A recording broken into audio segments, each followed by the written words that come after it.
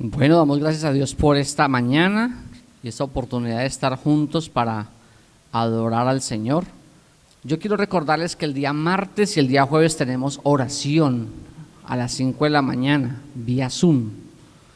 Ya ahora en abril cumplimos 2 años de estar haciendo esta actividad. No es un programa ni del pastor, ni de un ministerio, ni nada, es un programa de la iglesia, Si usted no puede conectarse, le entendemos, tiene otras ocupaciones, pero usted puede conectarse, qué rico. A las 5 de la mañana, más o menos 10, 12 hermanos están conectando para orar, así que no se pierda esa oportunidad de estar en la alborada de oración. De pronto este año nos madrugamos y la hacemos aquí también en vivo y en directo y conectamos a los que están fuera de la ciudad para que estemos juntos para celebrar los 2 años. Vamos a invitar para que estemos juntos aquí en vivo y en directo, por a las 4 de la mañana para que alcancemos a orar todos los que vamos a estar. Entonces, quiero invitarles, mis hermanos, para que pensemos un poco en el concepto de pecado. ¿Qué es un pecado? ¿Por qué tenemos arraigado el pecado en nosotros? ¿Y cómo dar solución al pecado? Las cosas buenas de las personas pocas veces se las reconocen, pero cuando hay un error o hay una dificultad, esa sobresale por encima de todas las cosas buenas que ha hecho. Es el corazón del hombre el que tiende a pecar. Y dice el versículo 6, éramos débiles en un tiempo.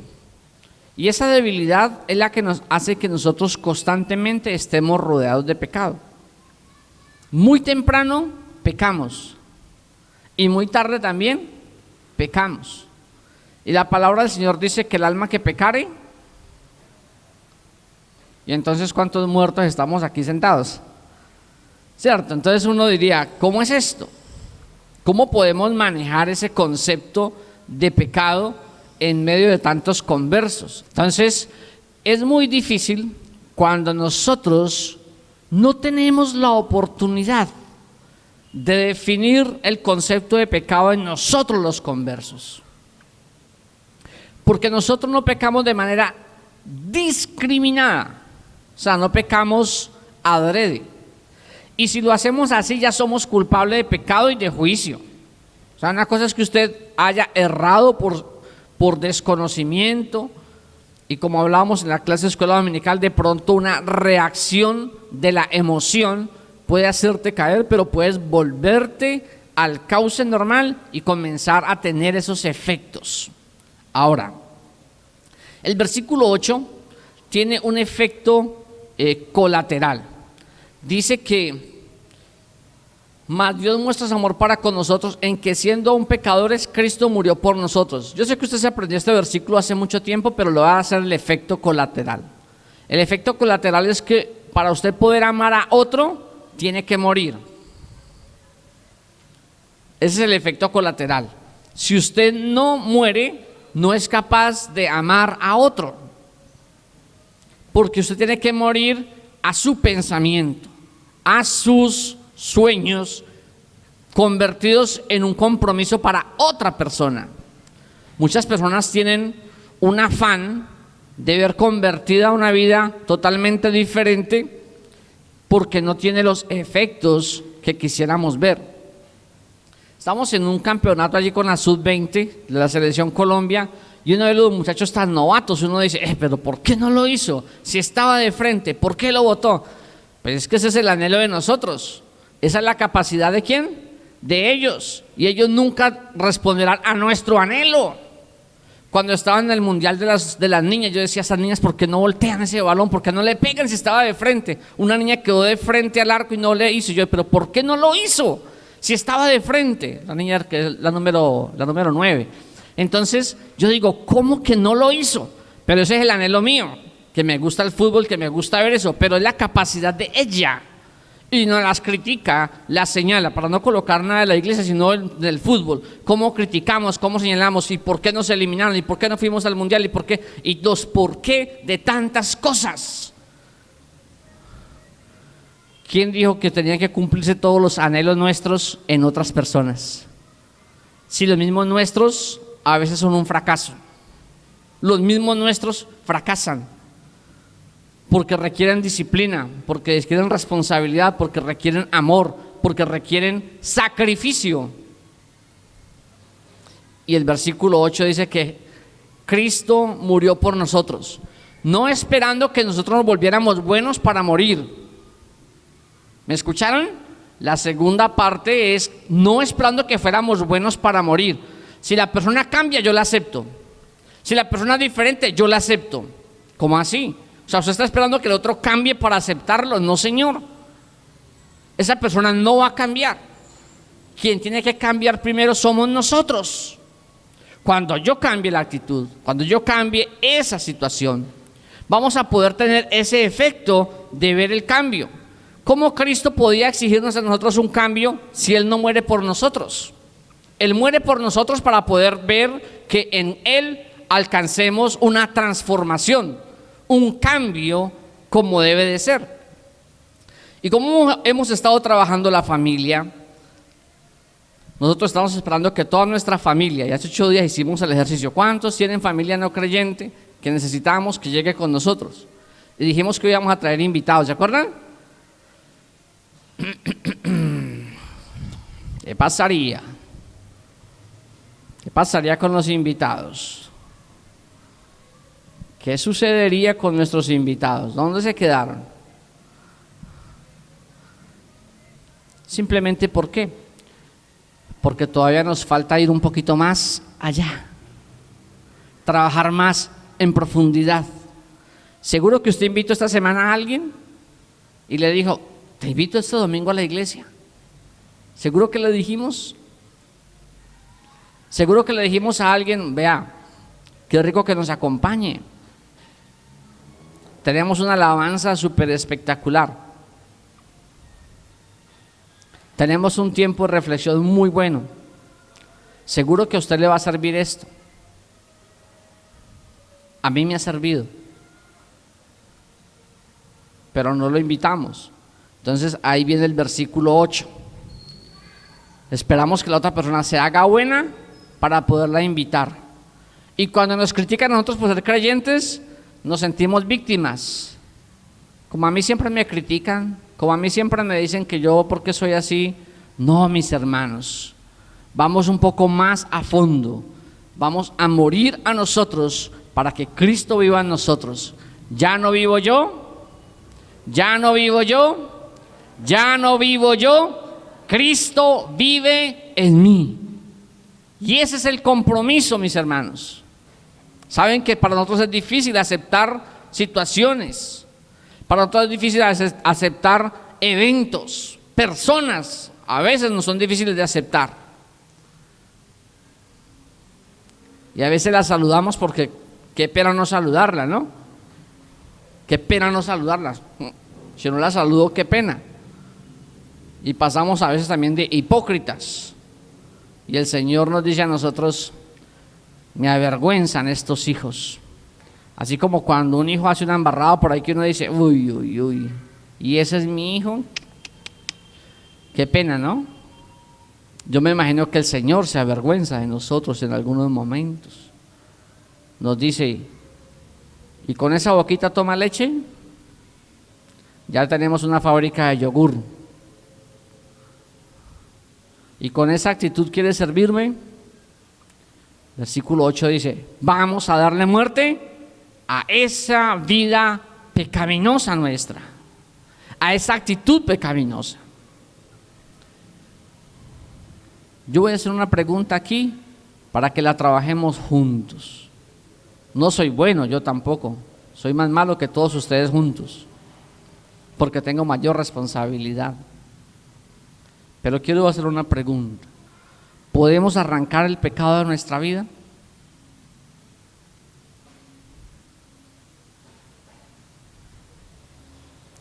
¿Podemos arrancar el pecado de nuestra vida? Pues yo les voy a contar una situación. Pasa el diluvio.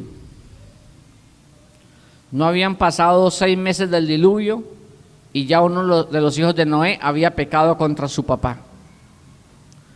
Y Dios llega y voltea a mirarlo y le dice: lo quiero destruir, pero no lo destruyo. Recibe la maldición y todo lo que ustedes conocen, pero no lo destruyo, porque el corazón del hombre siempre está tendiendo a lo bueno, ¿cierto? A lo malo, a lo malo. Y en la Biblia dice que salió un arco iris como un pacto de que no nos volvería a destruir de esa manera, bíblicamente dice. Pero yo quiero invitarle a una reflexión. Hay un dicho que dice: si no puedes contra tu enemigo, únete a él. Pero aquí no ese es el tema. Aquí el tema es que nosotros vamos a dejarnos guiar por el Espíritu Santo. Y no dejemos que el pecado se una a nosotros, sino que lucharemos contra el pecado. ¿Y cómo vamos a luchar? Versículo 10. Porque siendo enemigos fuimos reconciliados con Dios por la muerte de su Hijo, mucho más estando reconciliados seremos salvos por su vida. Así que el pecado no puede ser un pecado repetitivo que se convierta en una enfermedad, que se convierta en una manera de vivir. Es diferente si pecamos y nos arrepentimos, pero tenemos que hacer el segundo efecto: nos apartamos. ¿Sí reconocen esas dos partes? Una cosa es reconocer el pecado, y eso lo decíamos esta mañana en la clase, pero no solamente reconocerlo, no es reconocerlo. Cuando uno está frente a un juez y le dice: ¿usted cometió este delito? Sí, señor, sí lo cometí. ¿Usted cree que por decir que sí lo cometió lo absuelve? No, señor, venga, paga por eso. Le disminuimos, pero paga. Paga. Con el Señor es diferente. Reconocemos, nos arrepentimos, pero nos apartamos. ¿Para qué? Para que seamos reconciliados. Reconciliados. A mí me gusta mucho el trabajo de la tuerca en un tornillo. Ella siempre produce un efecto de ir cerrando hasta que ajusta, ¿no? Y cuando se ajusta, ya vamos más seguros, estamos más tranquilos, sabemos que esa pieza no se va a soltar. Y eso es lo que vamos a hacer nosotros con el Señor. Vamos a ir apretando esa tuerquita hasta que nos apeguemos al Señor y nunca nos soltemos, para que no estemos en riesgo y no nos dejes meter en tentación, mas líbranos del mal. Pégate allí con el Señor, ajusta todos los días la tuerquita, ajústala todos los días, ajústala hasta que llegues a la plenitud de estar tan ajustado que ya usted y Dios sean uno solo, que yo y Dios seamos uno solo en la toma de decisiones. Eso es lo que estamos buscando con la mente de Cristo, ¿no? Que lleguemos a tener la mente de Cristo, que nos unamos en el propósito, que nos unamos en el proyecto y que seamos totalmente diferentes. Y termina el texto diciendo: y no solo esto, sino también que nos gloriamos en Dios por el Señor nuestro Jesucristo, porque hemos recibido ahora la reconciliación. Nosotros por sí solos no podemos cambiar nuestras vidas, mis hermanos. La gente quiere cambiar su vida a su manera y hacemos una cantidad de cosas para mejorar. Hoy no voy a mentir. Y ahí tiene la mentira ahí cerquitica para decirla. Hoy no voy a ser grosero. Grosero no es de mala palabra, sino de reacción. Y termina uno embarrándola. Hoy voy a tratar bien a la gente que está a mi lado. Y cualquier cosa, pin, nos dispara la situación. Eso es humanamente. Pero cuando el Señor te llama, es diferente. Porque Él trabaja en nosotros. En las artes marciales existe un elemento de trabajo en la mente de quien entrena. Y es que cuando se enfrenta al contendor, no puede estar enojado, porque si se enoja se enceguece y pierde. Y eso lo trabajan los entrenadores de artes marciales. Y quedaría descalificado. Algunos chicos, cuando están en los combates aquí en Selección Valle, han quedado descalificados por eso. Porque hay unos golpes que se pueden dar y otros que no se pueden dar. Cuando se enojan, se desmiden y hacen cosas fuera de. A veces nosotros también nos desmedimos y hacemos cosas fuera del propósito de Dios. ¿Qué haría Jesús en este evento, mis hermanos? A veces tenemos que preguntarnos eso. ¿Cómo actuaría Jesús en este evento? Y comienza el Señor a trabajar en nosotros. Y comienza a trabajar en nosotros. Hasta que un día hace la transformación. Con mi hijo en esta semana nos vimos algo de Netflix que se llama Los Elegidos. Pueden buscarlo. Es una historia de Jesús muy buena. Y hay dos eventos que me dejaron impresionado. Los Elegidos, para los que están apuntando la serie. Y hay un momento que Jesús se encuentra con Nicodemo y le dice: te espero para que hagas parte de mi equipo. Y Jesús convoca a todos sus discípulos y están allí juntos, y Nicodemo está tras una pared, les tira las monedas de oro y el oro para que se sostengan y llora amargamente, porque no es capaz de seguir a Jesús en ese momento. Mientras que cuando se encontró con Mateo, que es el cobrador de impuestos, un publicano, inmediatamente le dice: ven y sígame, y dejó todas las monedas y siguió a Jesús. Dejó todo su puesto de renombre social y siguió a Jesús. Pero Nicodemo no fue capaz de renunciar a su religiosidad por seguir a Jesús en esa escena, ¿no? Ya después sabemos que es el que pide el cuerpo y todo eso, pero hablo en esa escena. Pero así nos pasa a nosotros.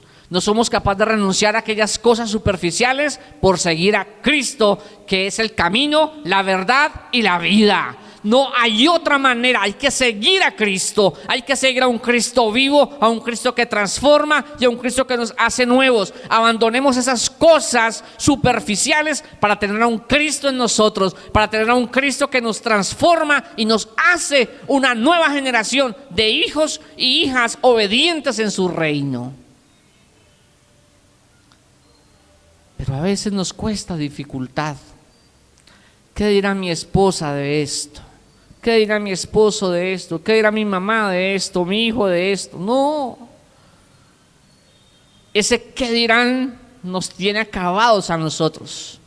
¿Qué tal? Nosotros tener miedo de seguir a Jesús. Aun si la vida tenemos que ponerla, pondremos nuestra vida por ese reino, mis hermanos. La pondremos. Y no una vez, sino todas las veces que sea necesario. Porque Él nos está reconciliando todos los días, porque Él nos está motivando todos los días a ser diferentes. ¿Qué no has podido perdonar que todavía te hace daño para poder amar? ¿Qué no has podido perdonar? Muy triste.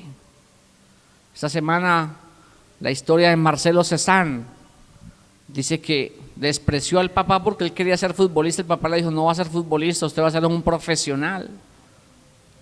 Y leía yo la historia de Marcelo, un presentador que hay en la televisión, y todavía le cuesta dificultad mirar a la cara al papá. Qué triste. Nos cuesta dificultad a veces mirar a un compañero de trabajo, a un hermano de la iglesia, a un vecino. ¿Saben, mis hermanos? Dios nos está diciendo: porque si siendo enemigos fuimos reconciliados con Dios por la muerte de su Hijo, mucho más estando reconciliados seremos salvos por su vida. ¿Cuántos queremos ser esos hijos de salvación? Esos hijos que vivimos bajo salvación, no bajo condenación. Por eso el pecado ya no tiene éxito sobre nosotros. El pecado no tiene éxito sobre nosotros. Se los digo que no tiene éxito sobre nosotros. Si somos verdaderamente hijos de Dios y hemos recibido su palabra, seremos totalmente libres. El pecado no gobierna nuestras vidas, pero si verdaderamente somos sus hijos, si verdaderamente estamos convencidos de esa relación con el Señor. Y quiero cerrar el mensaje recordando 3 principios de este mensaje. El primer principio es que no somos capaces solos de luchar contra el pecado. No somos capaces solos de luchar contra el pecado. Es un principio que está allí. Usted con sus fuerzas no puede. Lo segundo principio. Si usted no muere, no podrá amar al otro. Jesús nos amó muriendo en la cruz del Calvario por nosotros. Hoy tenemos que morir nosotros para poder que Cristo viva en nosotros y poder amar a nuestro semejante. Porque eso de ponernos las gafas de calificar y descalificar no es la tarea nuestra. Personas que son buenas en la calificación y en la descalificación de las personas. Pero el Señor no quiere eso con nosotros. Y el tercer principio es que solo a través de la reconciliación obtenemos vida eterna. No por méritos propios, sino por los méritos de Cristo Jesús. Solo a través de la reconciliación en Cristo Jesús podemos obtener la vida eterna por sus méritos en la cruz del Calvario. Que el Señor nos ayude con esta palabra, que no es sencilla, que es dura, pero que nos alimenta y nos nutre para sentirnos en paz y no irnos todo el tiempo a condenarnos porque pensamos o actuamos, sino que nos entregamos en las manos del Señor para que nos limpie de toda maldad y nos restaure cada día, porque todos los días necesitamos ser restaurados por Él. Todos los días necesitamos ese masaje espiritual para no seguirnos haciendo daño a nosotros mismos, sino viviendo para el reino de Dios. Que Dios nos ayude con su palabra y a través de ella fortificarnos y hacernos cada día más útiles en su reino. Dios les continúe bendiciendo, mis hermanos y hermanas.